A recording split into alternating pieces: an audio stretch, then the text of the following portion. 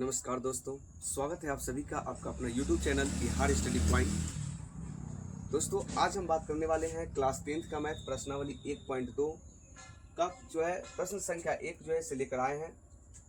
प्रश्न कहता है क्या कि निम्नलिखित संख्याओं को अभाज्य गुणनखंड के रूप में व्यक्त कीजिए।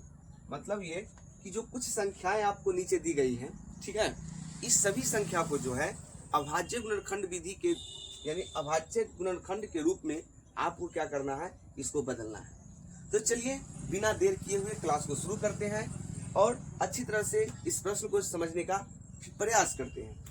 चलिए, पहला क्वेश्चन जो है स्टूडेंट आपको दिया गया है 140। क्या दिया गया है आपका? कोई संख्या लिया गया है आपका, कितना है? 140 है। तो सबसे पहले आप इसको क्या करेंगे? तोड़ेंगे। पहले क्या करेंगे? इसको आप गुणनखंड करेंगे, तोड़ेंगे, ठीक है। तो 140 को जो है क्या करना है, हमें तोड़ना है, ठीक है। आपको पता होना चाहिए कि जो गुणनखंड के लिए जो सबसे छोटी इकाई जो होती है, सबसे छोटी यूनिट जो होती है, वह 2 होती है। क्या होती है? 2 होती है, ठीक है। तो यहाँ पे हम क्या करेंगे? 2 से डिवाइड करेंगे। तो 140 को 2 से जब भाग देंगे कितना मरतबे? 70 मरतबे। फिर क्या करेंगे? इसको 2 से लगाएंगे, कितना हो जाएगा? 35।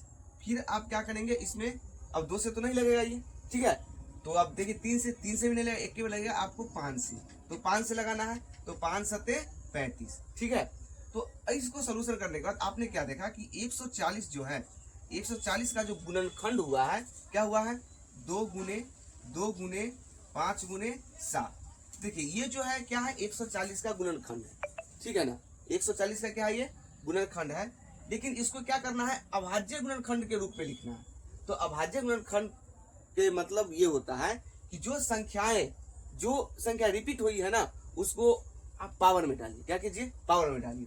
तो यहाँ पे देखिए जैसे 2 है, तो 2 कितनी बार आया है? 2 बार, तो पावर 2 हो जाएगा। 5 सिंगल है तो 5 गुने 7। तो यही हो गया आपका क्या? 140 का अभाज्य गुणनखंड। 140 का अभाज्य गुणनखंड। समझ पा रहे हैं? चलिए, दूसरा प्रश्न क्या है आप इसका देख लीजिए।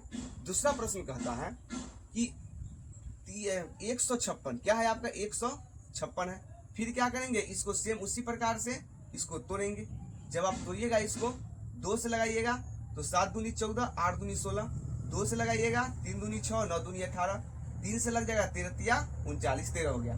तो 156 को जो आपने तोड़ा, तो उसका जो गुणनखंड निकला, क्या निकला इसका गुणनखंड? 2 गुने 2 गुने 3 गुने 13। क्या निकला है? 2 गुने 2 गुने 3 गुने 13। तो इसको अभाज्य गुणनखंड में लिखने के लिए क्या करेंगे? 2 के पावर 2 हो जाएगा, गुने 3 हो जाएगा, गुने 13 हो जाएगा, और यही आपका क्या होगा? करेक्ट आंसर होगा, ठीक है। चलिए, अब है हम क्या करते हैं? प्रश्न संख्या तीसरा का नंबर जो 1 का जो 3 है, उसको देखिए किस तरह से सोल्यूशन हो जाएगा। तीसरा प्रश्न कहता है 3825। कितना है? 3825 है। इसको हमको क्या करना है? तोड़ेंगे। जब आप इसको 3825 को अगर आप तोड़ते हैं, ठीक है, तो यहाँ पे देखिए सबसे पहले इकाई अंक 2 है, 5 है, तो 2 से तो लगेगा नहीं। 3 से लगाने के लिए अब इसको देखिए क्या हो जाएगा? तो 3 से लग सकता है, ठीक है। 3 से लग जाएगा तो क्या हो जाएगा?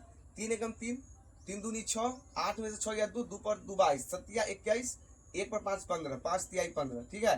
फिर यहाँ पे 3 से लग जाएगा, 3 चौक 12, 3 दूनी 6 और 5 तिहाई 15, ठीक है। फिर यहाँ पे देखिए 5 2 7 चलेगा। अब क्या है? 3 से ये नहीं लगेगा। अब यहाँ पे लगाएंगे 5 से। कितना से? 5 से लगाइएगा तो 8 पंचे 40 हो जाएगा और 5 25 हो जाएगा। फिर आप 5 से लगाइएगा तो 5 एकम 5, 3 7 5 35, तो हो गया 17 5 85, यानी 17 आ गया। अब आगे लगेगा? ये नहीं लगेगा। तो फिर क्या करना है? 3825 को पहले गुणनखंड के रूप में लिखना है। गुणनखंड के रूप में लिखेंगे तो 3 गुने 3 गुने 5 गुने 5 गुने 17 आ गया। अब इसको अभाज्य गुणनखंड में लिख दीजिए तो 3 के पावर 2 गुने 5 के पावर 2 गुने 17। यही क्या हो गया? इसका आंसर हो गया। समझ पा रहे हैं? चलिए, अगला जो प्रश्न है आपका जो है चौथा नंबर है 1 का 4, वो है 5005। क्या है? 5005 है। तो इसको भी हम लोग क्या करेंगे? पहले गुणनखंड करेंगे। तो देखिए 5005 है, तो इसमें तो 2 नहीं लग सकता, 2 से तो नहीं लगेगा। इसको क्या से लगा देंगे? 5 से लगा दीजिए। 5 है, 5 एकम 5, फिर 00, 5 एकम 5। अब देखिए ये 5 के बाद क्या हो जाएगा? 7 से देखिए लगा कर लग गया तो बेटर है। 7 से अगर आप लगाते हैं तो 7 एकम 7, 10 में 7 गया 3, 3 पर 0 30, तो 7 तिया 7 चौक 28, 7 चौक 28, 30 में से 28 गया 2, 2 पर 1 21, 7 तिया 21, ठीक है। 100 कितना आ गया? 43। 143 है तो 11 से लगा दीजिए। 11 एकम 11, 14 में से 11 गया 3 और 3 पर 3 33, तो 11 तिहाई 33, कितना आ गया 13 आ गया। तो इसको पहले हम गुणनखंड के रूप में लिखेंगे तो क्या हो जाएगा 5005 बराबर 5 गुने 7 गुने 11 गुने 13। तो देखिए इसमें क्या है कि कोई भी संख्या रिपीट हुआ है क्या, इसमें 5005 में कोई भी संख्या रिपीट हुआ है, नहीं हुआ है, तो इसका जो आंसर हो जाएगा सेम ही हो जाएगा। ठीक है, जो गुणनखंड होगा वही उसका अभाज्य गुणनखंड हो जाएगा। ठीक है, चलिए 5वां और अंतिम प्रश्न है इस चैप्टर का, यानी कि सॉरी इस प्रश्न संख्या 1 का जो है अंतिम प्रश्न है 7429। क्या है 7429। चलिए हल में जो है आप इसको लिखिए 7429 है, तो ये तो आपको क्या हो जाएगा देख लीजिए 17 से लग जाएगा, कितना से लगेगा 17 से लगेगा, तो क्या हो जाएगा 17 चौका 68, 17 चौका 68, तो 6 बच गया, 6 पर 2 62, तो 17 चौका 17 तिया 51, तो बच गया कितना 62 में से 51 जाएगा तो कितना 11 बचेगा, तो 11 पर 9 अगर देंगे तो 119। ठीक है, तो क्या हो जाएगा 17 के बाद कितने मतलब पहले 119 आएगा, बताइए 17 सते 119, 17 सते कितना हो जाएगा 119 हो जाएगा। ठीक है, अब लगेगा आपको 19 से, क्या लगेगा कितना से लगेगा 19 लगाइएगा, तो 19 तिया 57 ज्यादा हो जाता है, 19 दूनी 38, 38 और 2 40 और 40 तो 2 और फिर 5 बच गया, तो 5 पर 7 57।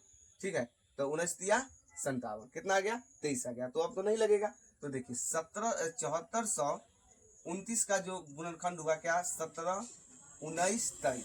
ठीक है, 17 19 23, तो यही आपका क्या हो जाएगा आंसर हो जाएगा, यही आपका अभाज्य गुणनखंड होगा, क्योंकि कोई भी संख्या रिपीट नहीं हुआ है। ठीक है, तो इस प्रकार से आप क्लास 10th का जो है प्रश्नावली 1.1 का प्रश्न संख्या 1 को आसान तरीके से आप सलूशन करते हैं। तो चलिए फिर मिलते हैं अगले प्रश्न को लेकर अगले वीडियो में, तब तक के लिए best of luck and thank you.